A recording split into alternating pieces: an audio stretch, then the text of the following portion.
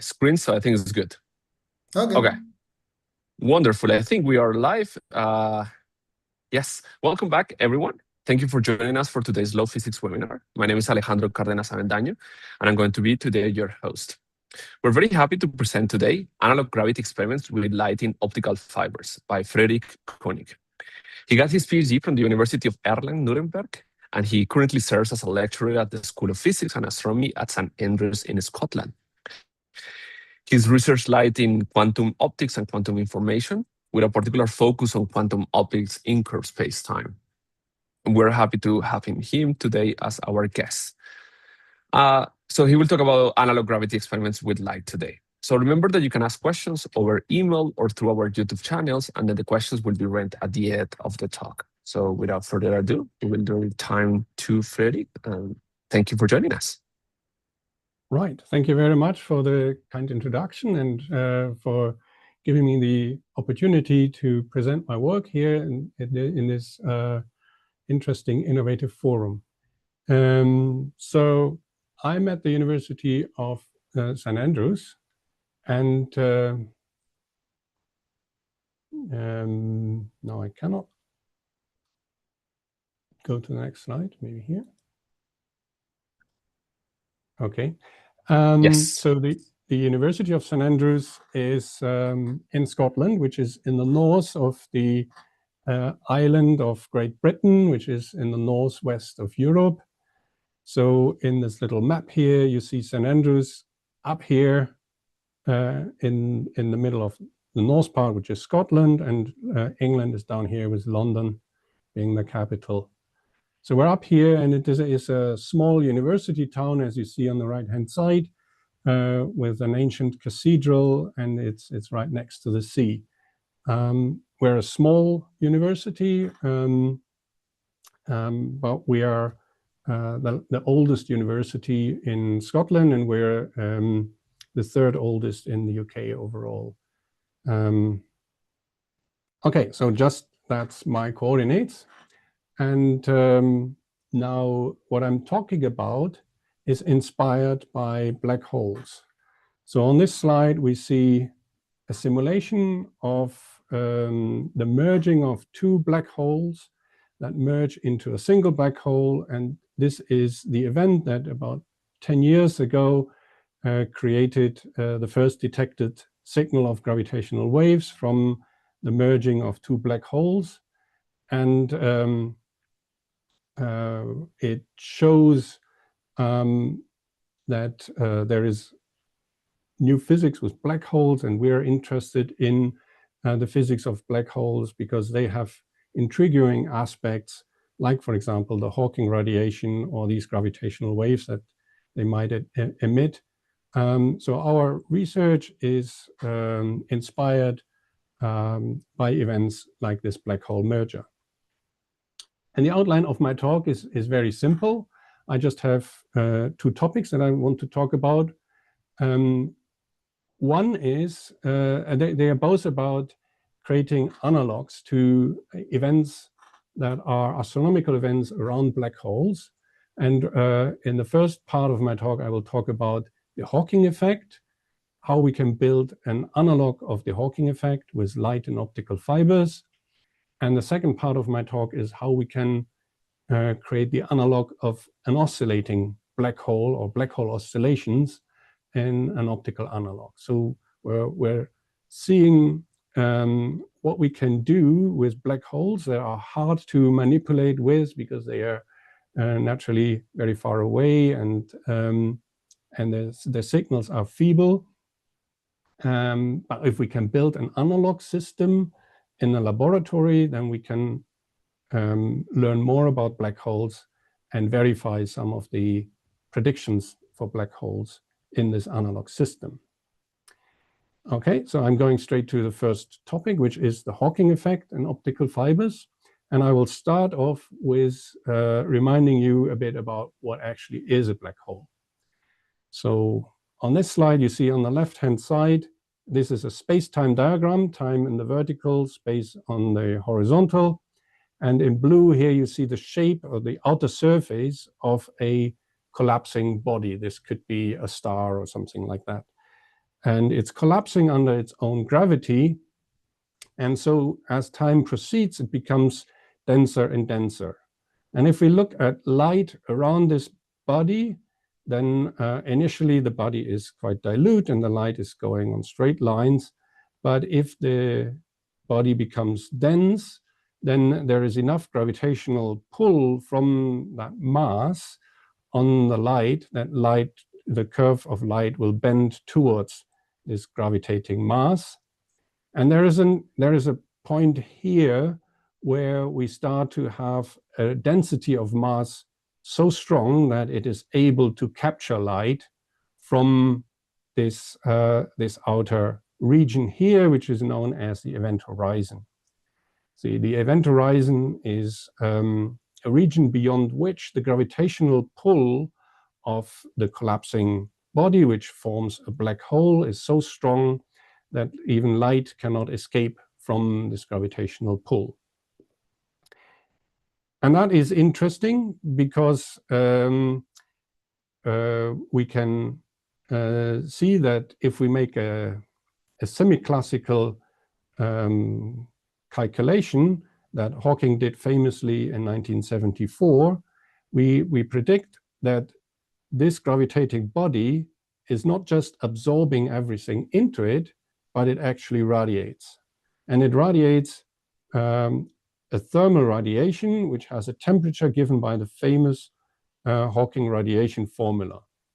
So a black hole is not entirely black, it radiates with this temperature here, thermal radiation of particles, photons, and this formula tells us that the Hawking temperature is determined by alpha, which is the surface gravity, or is determined by the gravitational constant, which is essentially the size of the black hole, and h bar, which is the Planck's constant. So we have a formula, a very simple formula here, that encompasses all three fundamental regimes of physics, the quantum, the gravity, and the thermodynamics, which are sort of different scales, the very small, the very large, and the average everyday size of physics, all combined in this one formula. So the Hawking effect is interesting because it combines all of these scales, and because it does so, it actually flags very clearly that there is no theory of quantum gravity, and there is various paradoxes like the information paradox connected to black holes that make them very interesting indeed. Okay, so that's what I'm going to tell you about real black holes, just one slide.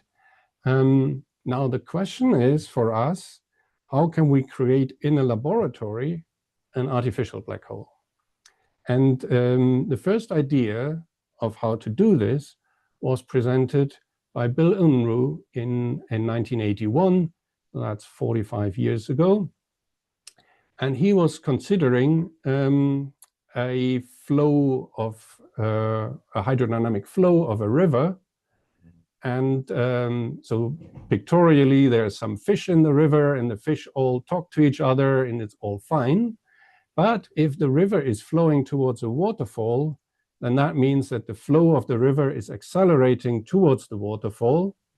And so if we imagine that acceleration or that speed of the river to go beyond the speed of sound in the river, then that means that the fish that are further downstream cannot communicate to the fish further upstream because the speed of sound is smaller than the flow of the river, and all the sound is just washed into the waterfall.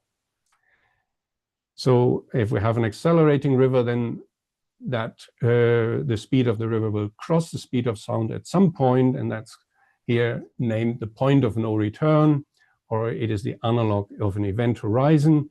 That is a point where waves are swallowed up into the waterfall, and they can never go beyond this point of no return. Now, Bill Unruh found that he can describe these sound waves in the water by a Klein-Gordon wave equation, which follows a metric that is the metric of an effective flow, and that is the same as the effective metric of space-time around a Schwarzschild black hole. So we have some analog here in formulas between waves around the black hole and waves, sound waves in a river. And this is a formal analogy. The same field equations apply in both cases.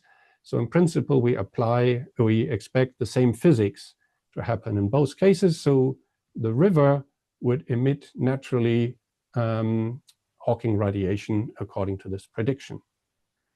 So that's a very theoretical point of view, because the temperature of this radiation would be so low that it is undetectable in the river. So it's on the order of nanokelvin, and clearly the river is more than 300 Kelvin or 300 Kelvin approximately. So there's too much thermal noise in this system in order to see the Hawking radiation directly from such a system. But the idea is there, and the idea is actually quite a simple idea. If you turn on your kitchen tap, then you can create your own event horizon in the kitchen. And this is how it looks like. So here we see the tap flowing onto a flat surface. And this outflow creates this characteristic ring, which is known as a hydraulic jump. And there is this ring, or inside the ring, there is no waves. And this is the case because the flow speed inside this ring is faster than the speed of waves on top of the surface. So the surface waves are all flushed out into this circle here, so which is particularly indicated here with the red. And also, if you take a toothpick and you put your toothpick into this central bit of the water flow, then you see that there's a Mach cone evolving. So the Mach cone indicates to you that the flow speed is larger than the speed of the waves in the system. So this is a natural, if you want, everyday occurrence of these conditions, and all of these systems have an event horizon, and therefore they should in principle radiate this famous Hawking radiation. The problem for all of these systems is that the temperature is too low. And then we have thought in St. Andrews, how can we make this maybe in optics? Optics has an advantage because we can very easily detect individual photons. Single photons are easy to detect in optics, and that's good. But the problem obviously is, if you think of the river flows at the velocity of the waves at the horizon. And if we want to do that with optics, it would mean that we have to move an optical medium at the speed of light, or more or less at the speed of light, which is very, very challenging. So we came up with this following suggestion.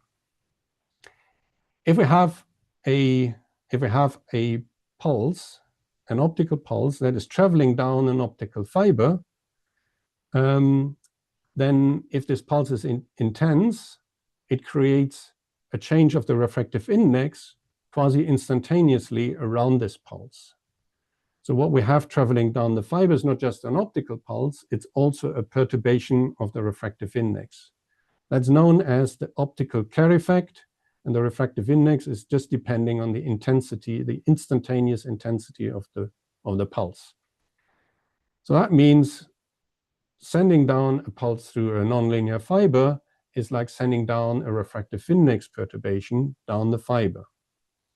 And now what we want to do is we consider other light in this moving frame of the pulse down the fiber. If we go to the moving frame of the pulse, then in the moving frame, the fiber is moving at about the speed of light. So we have achieved what we wanted, to have a medium that moves at the speed of light, except that we're in a moving frame now. So on the right-hand side, you see that the increase in the refractive index of the pulse leads to a slowing of the velocity of waves, of ray velocities around this pulse. So you would see a wave coming in from the left, which would be slowed due to the increase of the refractive index, and it might be slowed so that it reaches the speed of the pulse in the lab frame at this dashed line. So it can never run into the pulse because it is slowed before it reaches the center of the pulse. And the opposite is happening on the right-hand side. The left-hand side is a region that you cannot enter. That's known as a white hole. And the right-hand side is a region that you would fall into the pulse once you go past this dashed line. And so that's called a black hole horizon. And you see these regions are, these two horizons are interfaces between regions where the pulse moves slower than the speed of light subluminally or superluminally, faster than the speed of light outside this pulse. So that's the simple explanation of how we create horizons in the system. The horizons are moving at the speed of light through our fiber, but the physics in this moving frame should be the same as the physics in a moving river or at the black hole event horizon. What we need for this, though, is a pulse that is stable enough for this interaction to take place. Because normally, if you have a pulse in a dispersive medium like a fiber, you would expect the pulse to broaden as it propagates. So it's not a stable pulse. It usually disperses and becomes ultimately infinitely long. However, if you have the right fiber, which has the right sign of dispersion, then the nonlinearity that the fiber experiences, namely this intensity-dependent refractive index and the dispersion, they can balance. And this balance can be understood in a wonderful picture that was developed a long time ago by Mollenauer. And Mollenauer was saying, okay, if we have a wave packet of runners, like these three runners here, and they all have different strengths, all have different speeds, then the wave packet of runners is dispersing, like a normal pulse would be dispersing in a linear medium. And so that's the dispersing pulse. What if we now change the situation and let the runners not run on a hard surface, but let them run on a soft surface, a mattress? That is the effect of nonlinearity for this rather simple analogy. So we come to this situation down here where the runners are running in this impression on the mattress. And now you see that the fast runner has to run uphill and the slow runner is running downhill. And so the wave package stays together. And this is the analogy to creating a soliton. So in the soliton, the front of the pulse is generating slower waves that move to the back of the pulse, and the back of the pulse generate faster waves that move to the front. And overall, there's a balance evolving. We can observe these solitons in all kinds of systems, not only fibers. They are really a ubiquitous phenomenon in physics. And one of them is water waves. And I will show you a little experiment that was done in Paris on water wave solitons. So let's see how this works.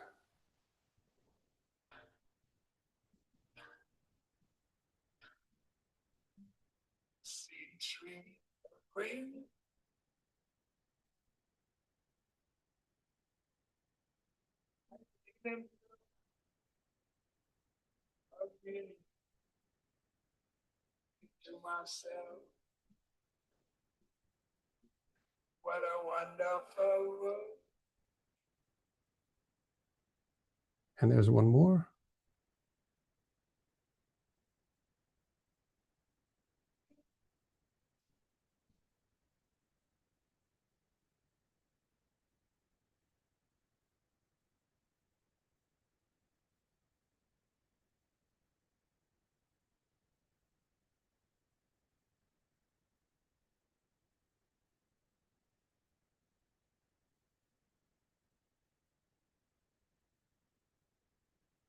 Okay, so you see how beautiful these waves can propagate. They don't change their shape.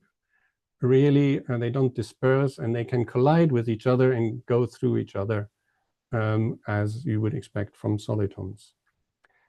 So, the soliton is, if you want, setting the background, the space-time in our fiber, and we're thinking about probe light that propagates around this background.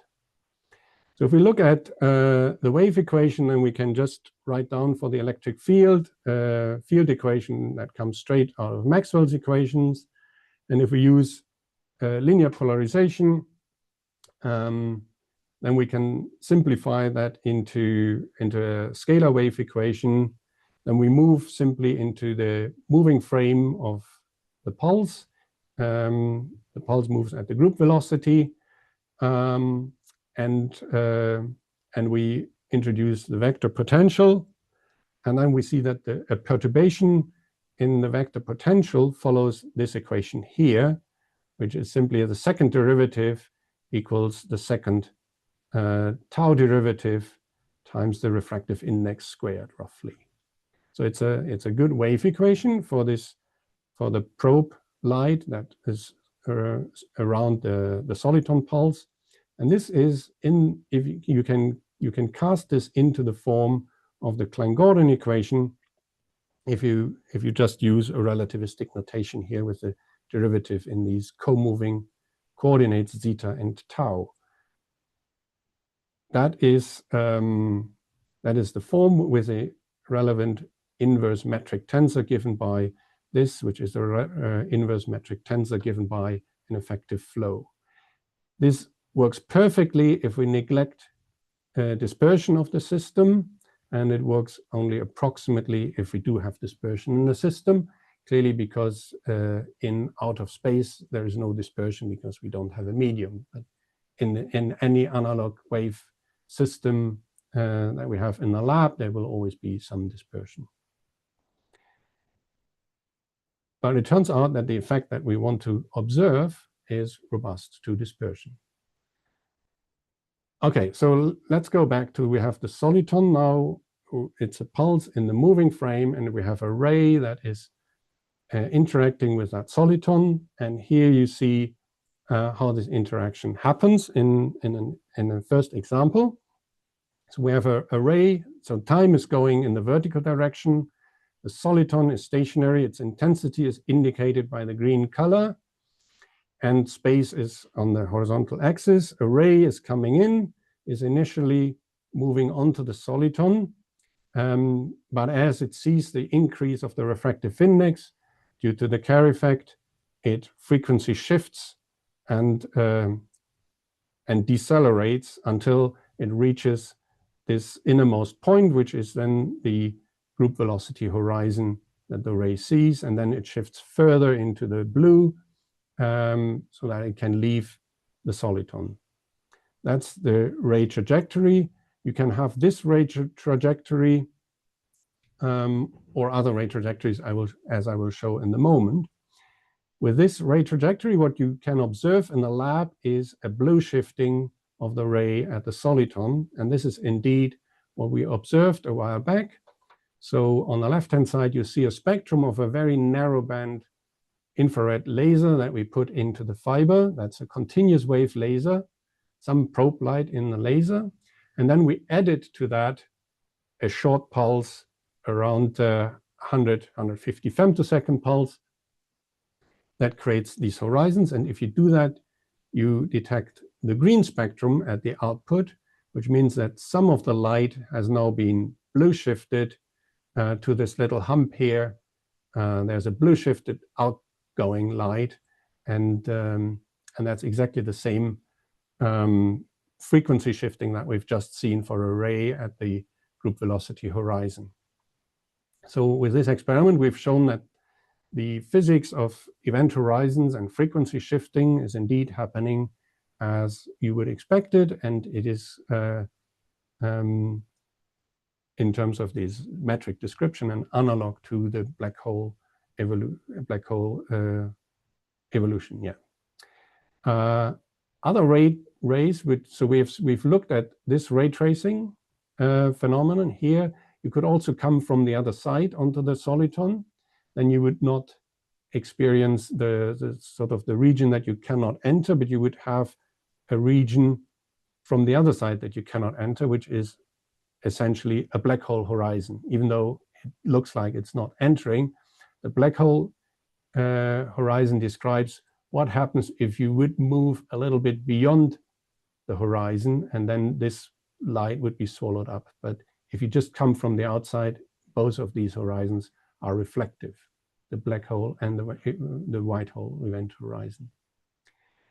Then if you change the speed of your incoming light slightly, you can have either a sudden reflection, or you can have a more slower reflection, or you can actually jump onto the soliton to ride on the soliton, or you can tunnel through the soliton if your incoming light is too fast compared to the refractive index change that you can realize with the soliton. So we have a number of scenarios here, but the question is how does it come that we have this Hawking radiation, or what is actually this Hawking radiation? And for that, I need to go to the dispersion relation, and I look at the dispersion relation of these waves in the fiber. That's depicted here. So that's not yet the fiber. So let's just look at some dispersion relation indicated by this red curve. So dispersion relation is in general some equation of omega square and k square. And so it's symmetric in omega and in k. So it has positive moving waves and negatively moving waves, and it has positive frequencies, and in principle a sea of negative frequencies, which is the complex conjugate. So these waves, for example, they mean if I have an incoming wave here and I have something that is disturbing this wave, then I can create a reflective wave which has the opposite wave vector, minus from plus k to minus k, and I create a reflection, like a reflection from a window pane or a refractive index change. That's what we're all familiar with, and the reflection means that the frequency of that wave is conserved, which is this blue line. So those reflection events keep the frequency of the wave. Now, if we move this system to a moving frame, so we do here in this example a relativistic transformation into a frame with velocity v, then we have new frequencies omega prime and k prime, and the same dispersion curves, but now in this new coordinates.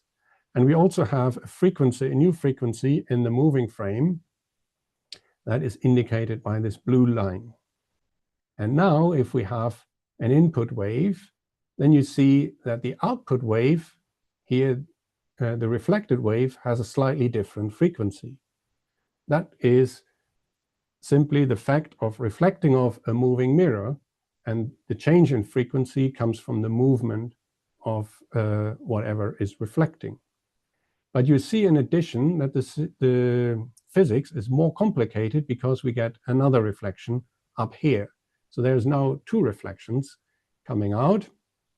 And so it's the Doppler effect is giving us the conditions for reflecting the wave, but there are more than one reflecting solutions. In fact, if we look further, there is another solution here at the negative frequency branch of the dispersion relation. Now, how is that related to the Hawking effect? This is, if you want, the Hawking effect seen from the mode structure. We can associate the positive frequency branch with the annihilation operator and the complex conjugate, which now is the emission conjugate, as the creation operators.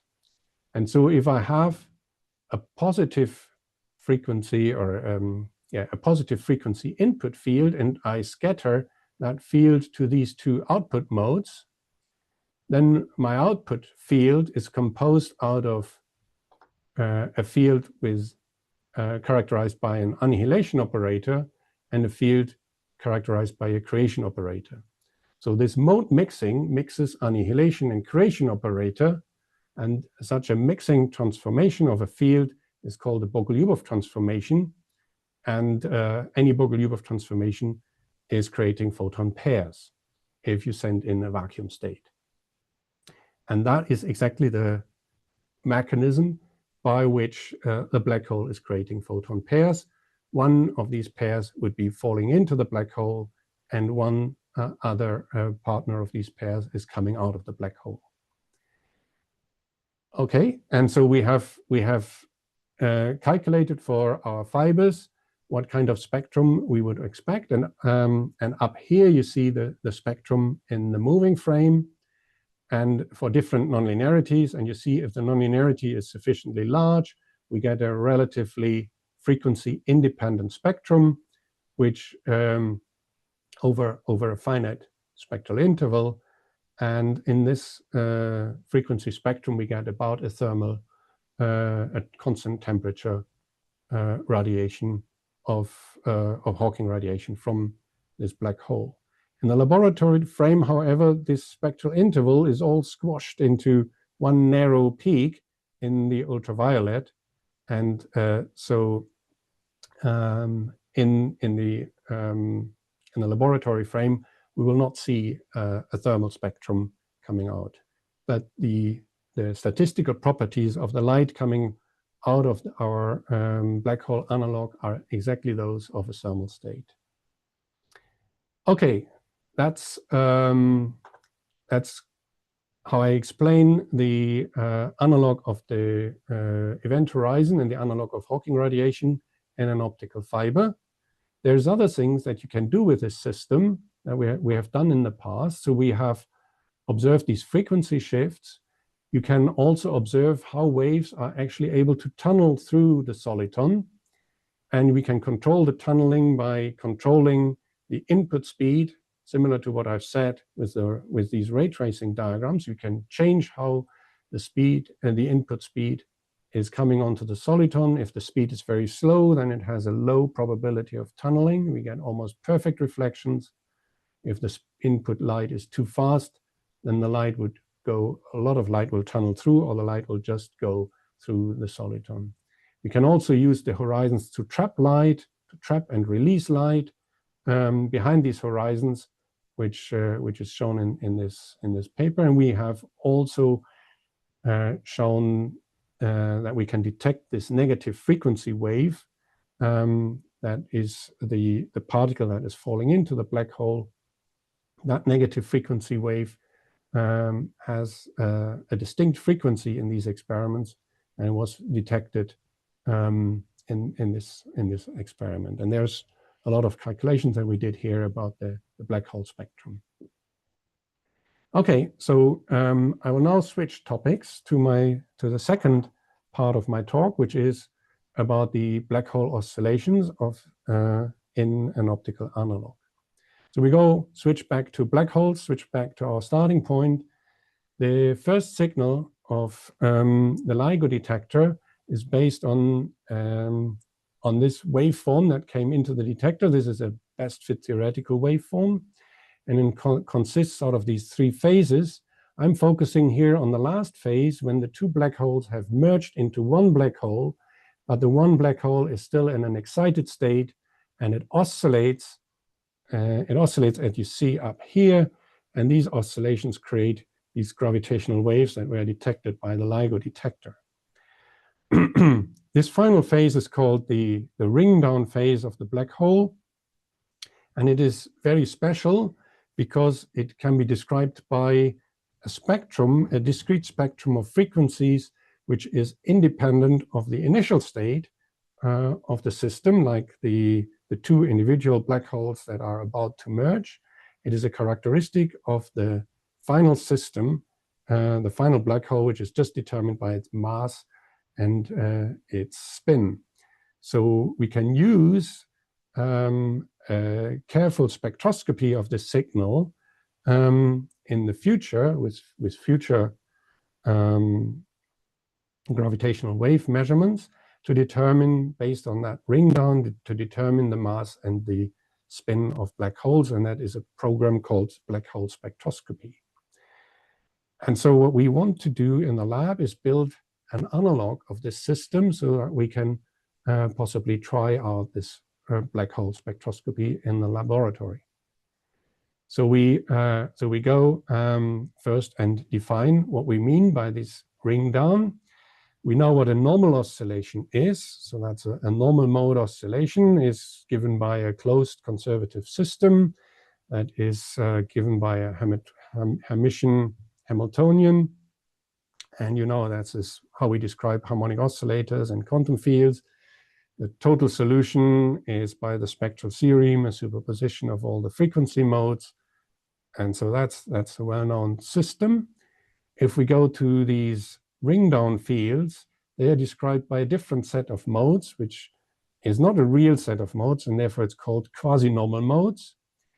The quasi-normal modes are characterized by complex frequencies, the real part giving us the oscillation period, and the complex or the imaginary part is giving us the exponential decay of the mode. And these are open, non-conservative or non-Hermitian systems as they appear in plasmonic resonators, fluid vortices, black holes, and hopefully our optical systems. And so there's no spectral theorem here, but because it is an exponential decay, the ring down of a system is dominated by these modes, and only after these modes have all decayed, then a remaining other solution, which we call the late time tail, will take place. So there is a phase where the spectrum of a ring down is determined by these quasi-normal modes. There is two types of quasi-normal modes. You can either have the loss of your system, the dissipation of your system. You can either have this as producing heat. If I have an oscillator and I put some damping, then it's a damped oscillation, and I convert this into heat. We're not so much interested in this because black holes don't turn gravitational waves into heat. So for black holes, the gravitational waves are losses to the black hole because they move away. And we can describe that as a localized system. And in our case, we have some smooth potential. And the smooth potential is, there's a field that is living around this smooth potential. And because it is a repulsive potential, the field will eventually leave this potential. And that's the loss mechanism why the field decays around this potential. So we talk about a localized system that sheds light to the outside world. So we have an outgoing energy flux. It's decaying in time everywhere. And also because it is always outgoing and no energy is ultimately lost, it means that the energy has to grow in space, because if we go out in space, we sort of go back in time. That automatically means that we have an exponentially growing solution, which is unphysical.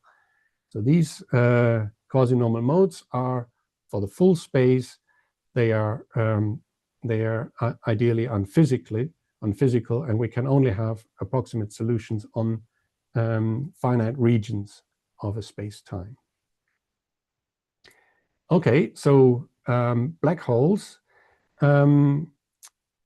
how do they radiate gravitational waves, and how does it have to do with the potential? So if you consider light around a black hole, there is something called a light ring, or people call this also a photon sphere.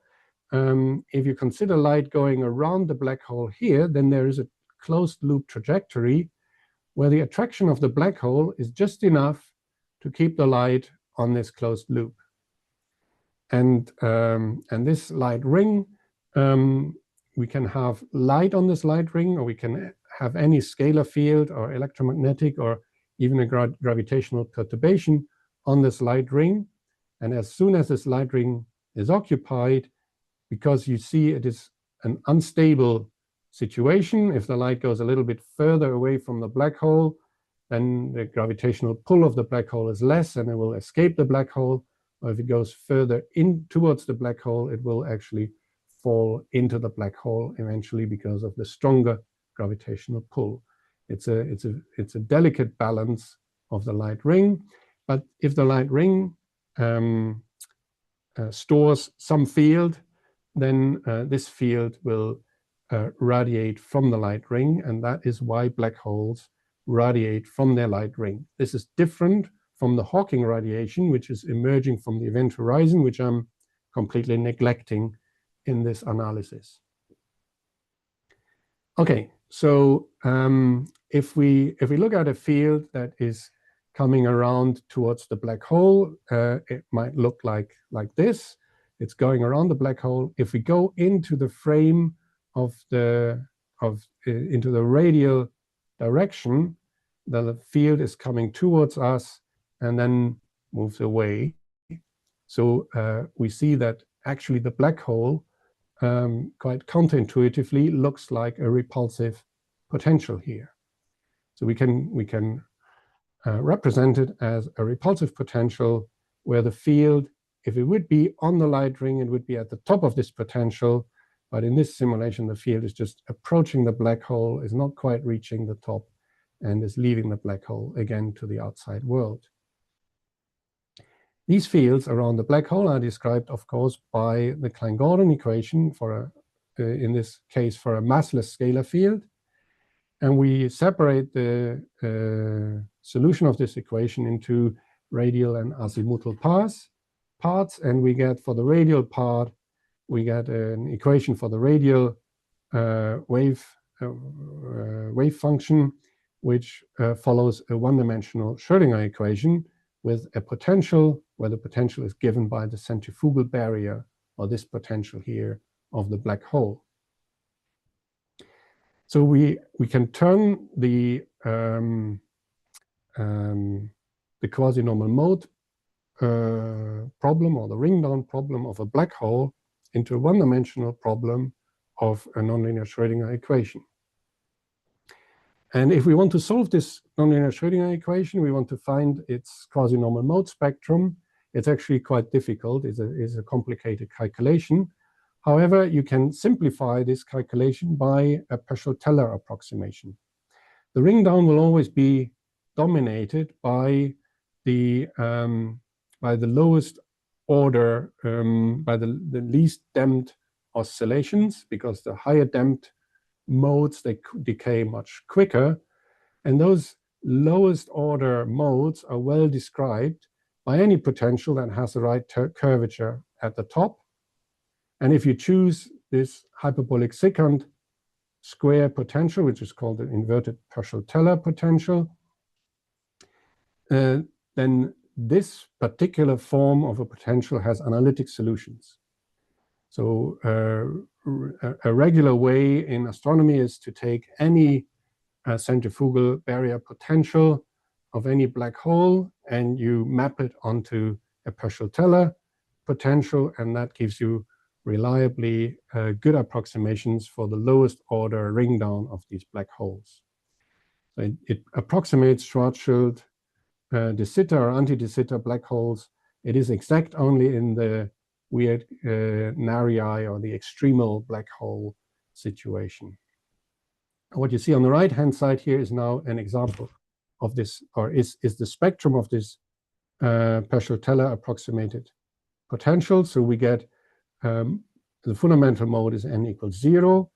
It has a negative imaginary part of the frequency because it is decaying, and higher order modes decay faster and faster. And the real oscillation is composed out of a positive and negative frequency part. So we get a real decay of these fields. So here you see the first three modes. Now, how do we realize that with an optical pulse? The hyperbolic secant square is an indicator that this could be to do with solitons again, because if we look at the soliton, it's a pulse that is a solution to the nonlinear Schrödinger equation. It's a different Schrödinger equation, the nonlinear Schrödinger equation. And that solution has a hyperbolic secant shape. So its intensity, which creates the refractive index change, is hyperbolic secant squared. So therefore, it creates a change of refractive index that has the right shape. And we have seen before for the white hole horizon that the ray couldn't enter into this pulse, so it acts like a repulsive potential. What we now need to do is we need to find out how light propagates around this pulse. So we have, again, to write down a perturbative equation around this pulse, and that's what we've done here. So we make a perturbation equation, then we make a few key assumptions. We say that the dispersion for the wave that sits around the soliton has the opposite sign of the dispersion that the soliton sees, because the soliton is made up of photons that have an attractive interaction. So we need to have a field that has a different sign of dispersion, which then creates a repulsive interaction. We assume that the field is relatively narrow band, and it is about group velocity matched to the soliton, because we want them to interact and not just go through each other. And under these assumptions, you see that the perturbative field in the fiber is given also by a Schrödinger equation. That's this equation here, where AP is the probe field and AS absolute squared is the intensity of the soliton field, and the rest is just fiber optical constants.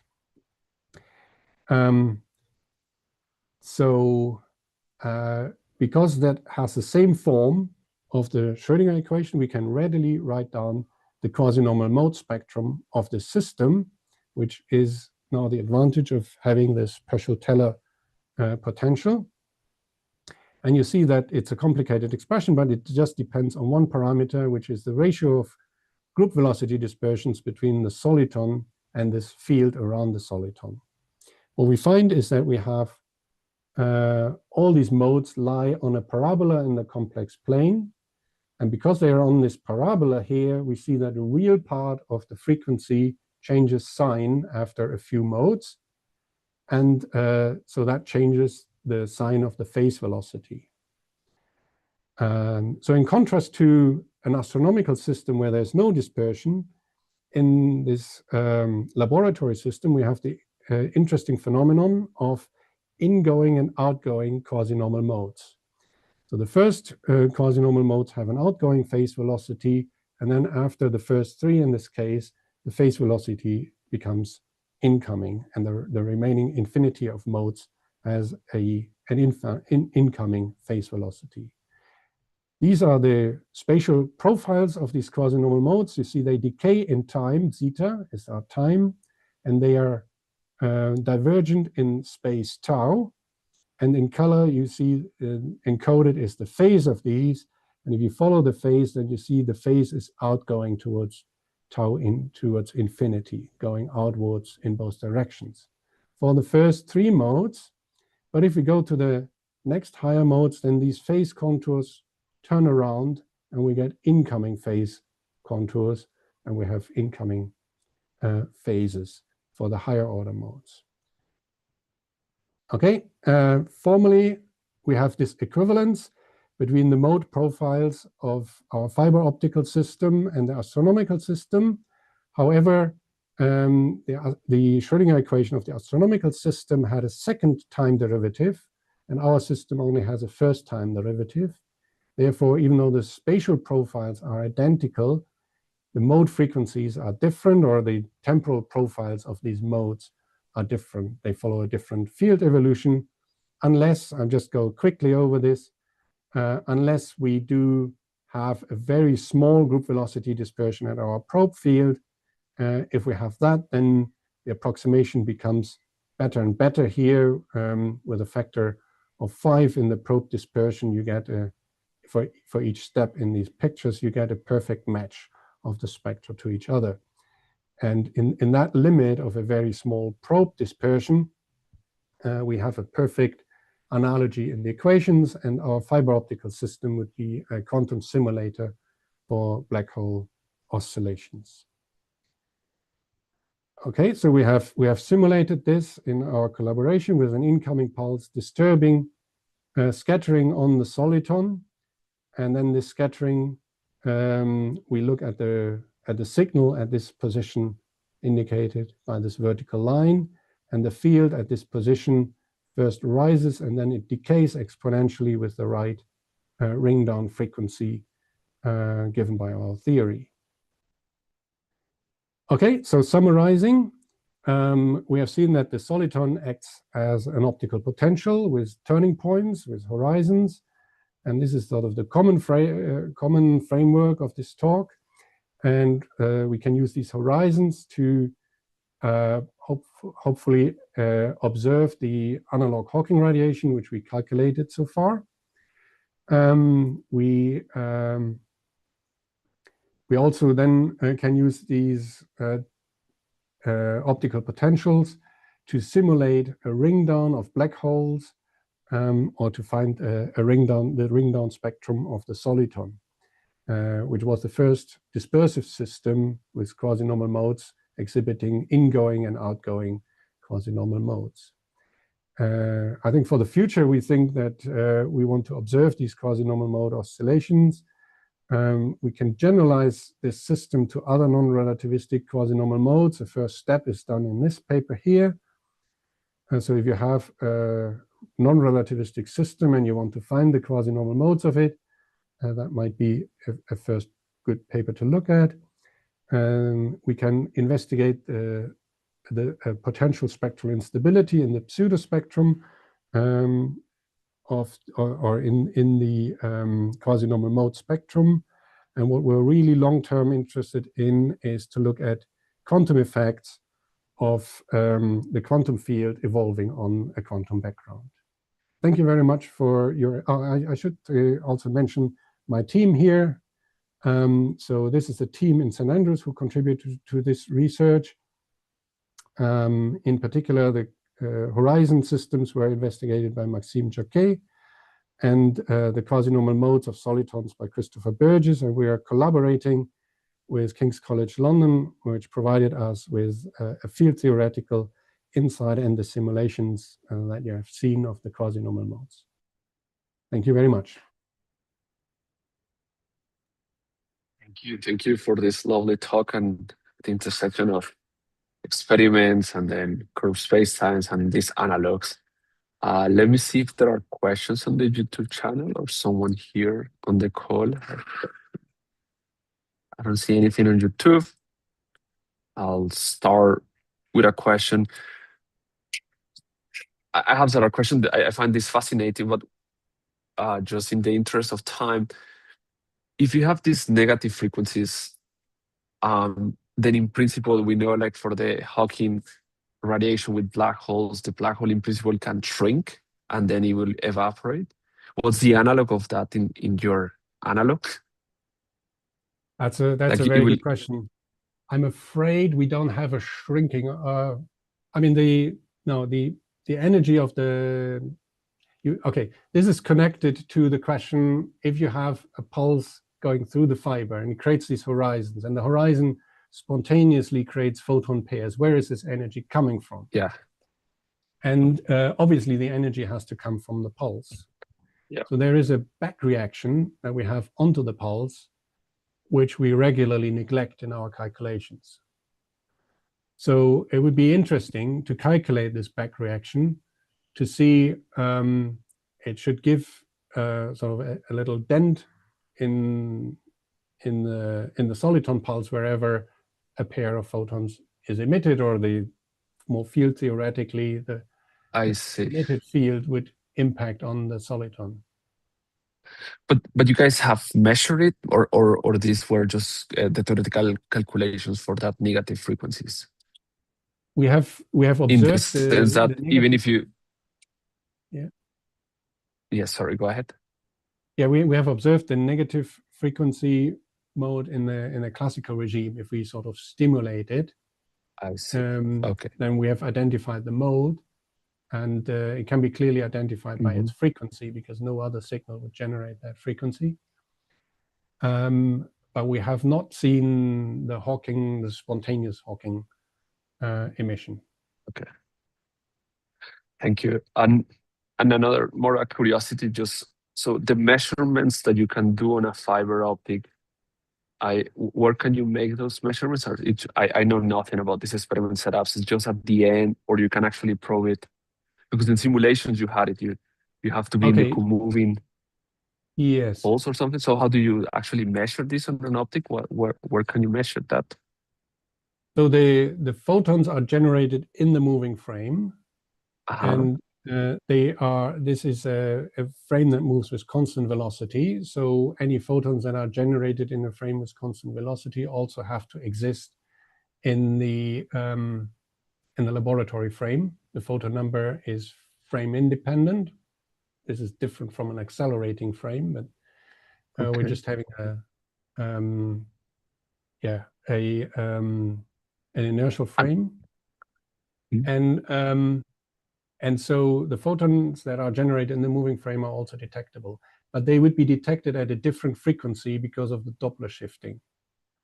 And that's why in this picture that I showed, the relatively broadband flat emission from the horizon in the moving frame is all squashed up into a narrow peak in the laboratory frame.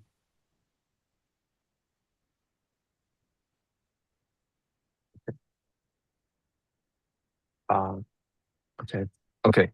Thank you. I think the connection is a little bit unstable. And I guess the last question I'll ask you, how can you put spin into the analog? Because I think what you were doing was mostly for non-rotating and schwarzschild black holes, right? Yes. Can you also add spin in the fiber optic in some sense? No, the fiber optic is just a 1 + 1 dimensional system.